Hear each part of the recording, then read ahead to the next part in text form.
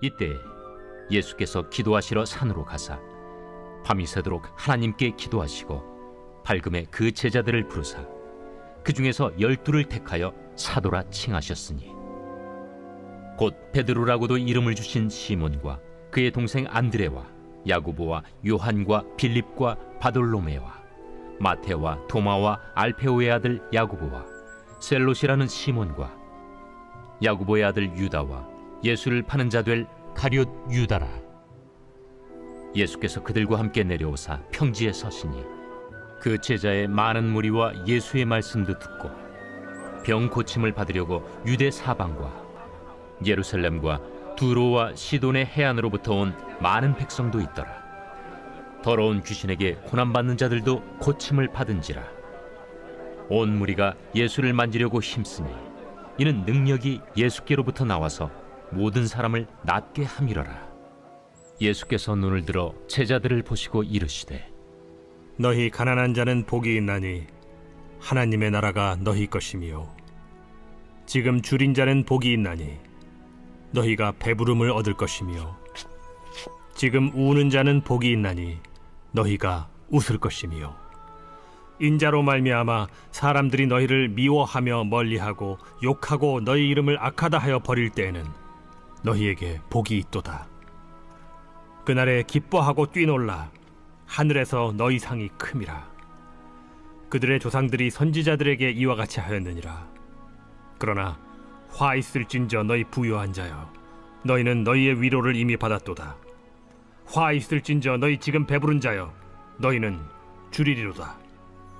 화 있을진저 너희 지금 웃는 자여 너희가 애통하며 울리로다. 모든 사람이 너희를 칭찬하면 화가 있도다. 그들의 조상들이 거짓 선지자들에게 이와 같이 하였느니라. 오늘 본문의 내용은 예수님께서 이제 12절부터 16절까지 12명의 제자를 사도로 세우시는 내용이 나옵니다.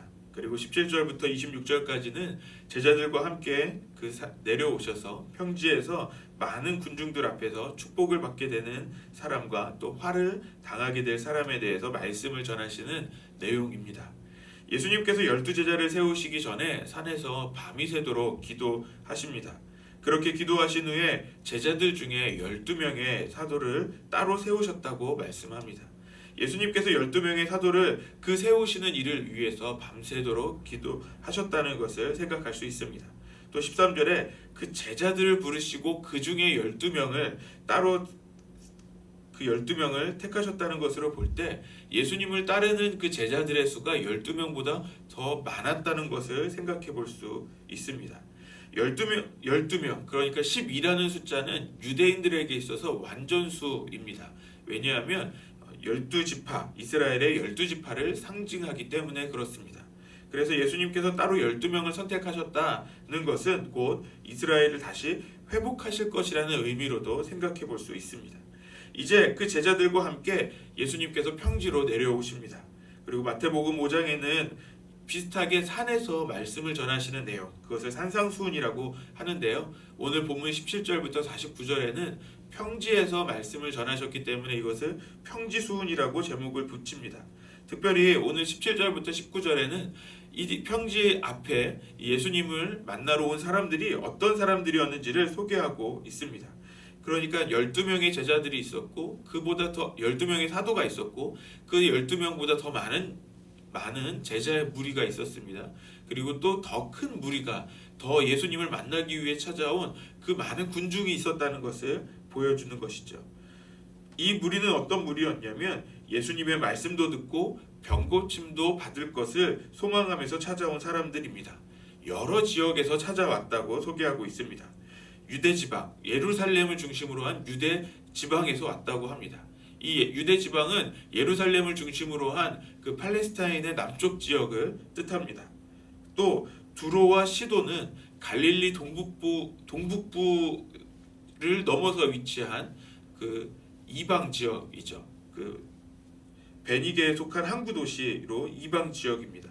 그러니까 팔레스타인의 전 지역, 이스라엘의 전 지역에서 사람들이 몰려온 것을 볼 수 있습니다. 또 두로와 시돈에서부터 오는, 즉 이방 사람들도 찾아왔다라는 것을, 또 이방 지역에서도 왔다는 것을 볼 수 있는 것이죠. 저는 이 부분을 묵상하면서 사도행전 1장 8절 말씀이 생각났습니다. 오직 성령이 너희에게 임하시면 너희가 권능을 받고 예루살렘과 온 유대와 사마리아와 땅끝까지 이르러 내 증인이 되리라 라고 예수님께서 승천하시기 전에 하셨던 그 말씀을 생각해 보게 됩니다. 예수님께서 사역하셨을 때는 예수님의 그 소문을 듣고 예수님을 만나기 위해 그 전 지역에서 그 사람들이 왔다면, 이제 예수님께서 승천하시고 난 다음에 우리에게 그 사명이 맡겨졌을 때는 우리가 예수님의 그 복음을 들고 나아가야 한다는 것을 말씀해 주십니다. 이 누가복음과 이 사도행전의 저자인 누가가 이것을 강조하기 위해서 또 예수님 살아계셨을 때와 또 예수님 이후에 어떻게 해야 되는지를 소개하는 것처럼 보였습니다. 예수님 앞에 이렇게 모여있는 사람들은 이 병고침을 간절히 원하는 것처럼 보입니다. 19절 말씀을 우리 같이 보시겠습니다. 온 무리가 예수를 만지려고 힘쓰니 이는 능력이 예수께로부터 나와서 모든 사람을 낫게 함이로라. 모여있는 모든 무리들이 예수님을 만지려고 합니다. 이 말씀을 묵상해 볼 때 어떤 모습일까를 상상해 보았습니다. 그냥 아주 막무가내로 예수님 앞에 막 사람들이 달려들었을까를 생각해 보았습니다. 만약에 그렇게 예수님께 달려들었다면 예수님이 그 많은 그 군중 가운데 위험에 처할 수도 있을 것 같습니다. 우리가 이전에 봤던 예수님의 모습이라면 그렇게 다가오는 군중들이 있었다면 예수님은 그 군중들을 피하셔서 한적한 곳으로 기도하러 가시지 않았을까도 한번 생각해 보게 됩니다. 그런데 예수님께서 그 다음에 말씀을 전하시는 것으로 볼 때 아마 이 사람들은 예수님께서 자신을 만져주시기를 바라면서 그 앞으로 손을 계속 뻗지 않았을까라고 생각을 해봅니다. 마치 큰 콘서트 같은 데를 가보면 그 콘서트 맨 앞열에서 그 가수를 향하여서 한번 손 한번 만져주기를 바라면서 막 손을 뻗는 것처럼, 그렇게 예수님을 향하여서 이렇게 손을 뻗는 것은 아닐까 생각해 봅니다. 중요한 것은 이들의 마음이 병고침을 바란다는 것입니다. 간절하게 예수님의 그 능력이 나에게 임하셔서 나에게 그 능력이 나타나기를 소망한다는 것입니다. 여기서 우리가 묵상해 볼 수 있는 것은 나는 그렇게 예수님을 만지기를 원했던 그 무리의 사람들처럼 예수님의 그 능력을, 그 하나님의 능력을 간절히 경험하기를 소망하고 있는가에 대한 것입니다. 주님을 향한 그 간절함이 오늘 우리에게 있는가에 대한 것입니다. 우리는 정말 주님을 만나기를 소망하고 있습니까? 우리가 잘 아는 것처럼 예배는 주님과의 만남입니다. 그렇다면 우리가 이 예배 가운데 그 살아계신 하나님을 만나기를 정말 소망하며 나오고 있냐는 것입니다. 우리가 예배를 드릴 때마다 우리가 살아계신 그 하나님의 그 임재를 간절히 소망하고 있냐는 것입니다. 잠언서 8장 17절에 나를 사랑하는 자들이 나의 사랑을 입으며 나를 간절히 찾는 자가 나를 만날 것이니라. 아멘. 우리가 주를 간절히 찾을 때 주님께서 우리를 만나 주십니다. 우리가 주님을 간절히 소망하며 주님을 찾는 그 믿음이 오늘 우리에게 있기를 소망합니다. 계속해서 20절부터 26절에 그 평지수은의 첫 번째 말씀이 나옵니다. 복을 받는 자들과 또 화를 당하게 될 자들을 비교하시는 말씀을 해주십니다. 가난한 자는 하나님의 나라를 얻게 됩니다. 굶주린 자는 배부르게 됩니다. 또 우는 자는 웃게 될 것이라고 하십니다. 그리고 인자, 그러니까 예수님으로 인하여서 여러 가지로 핍박을 받는 자는 하늘에서 받을 상이 클 것이라고 말씀하십니다. 하지만 화를 당할 자들은 부유할 자들인데요, 그들은 이미 받을 상을 다 받았다고 말씀하십니다. 또 배부른 자들은 굶주리게 될 것입니다. 또 지금 웃고 있는 자들은 장차 슬프게 될 것이라고 말씀하십니다. 그리고 이미 칭찬을 받고 있는 자들은 과거에 거짓 선지자들이 그렇게 평가를 받은 것처럼 그런 평가를 받게 될 것이라고 말씀하십니다. 이들에게는 하늘의 상이 없다는 것을 말씀하십니다. 예수님께서 말씀하시는 것은 복을 받게 될 사람과 그 화를 당하게 될 것에 대한, 즉 현재가 아닌 미래의 시제에 일어날 것을 말씀하시는 것입니다. 장차 그렇게 될 것이라는 것인데요, 예수님의 핵심은 주를 위하여 핍박을 당하는 사람과 또 지금 칭찬을 받는 사람, 그러니까 과거의 거짓 선지자와 같이 사람들의 마음에 그 맞는 말을 하면서 현재의 그 인정받는 그 사람들의 결론은 다르게 될 것이라는 것을 말씀해 주시는 것입니다. 열왕기상 18장에 보면 아합 왕과 이세벨 여왕의 귀에 즐거운 말을 해주는 그 거짓 예언을 하는 선지자들이 있었습니다.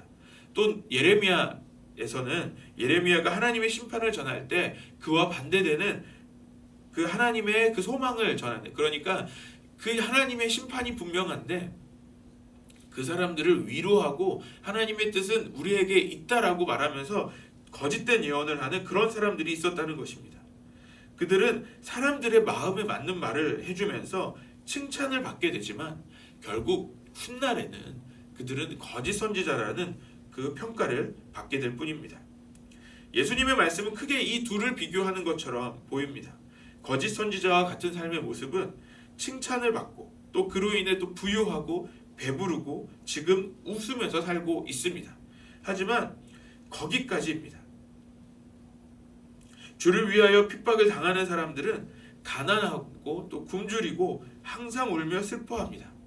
하지만 그 나중의 결론은 다릅니다. 주를 위해 사는 삶이 더 고달프고 힘들게 보입니다. 하지만 예수님의 말씀은 결론이 달라질 것이라는 것을 말씀해 주십니다. 주를 위해 사는 자들에게 하나님의 나라와 하늘의 더 큰 상이 기다리고 있다고 말씀하십니다. 우리 그리스도인들은 결론이 다른 사람들입니다.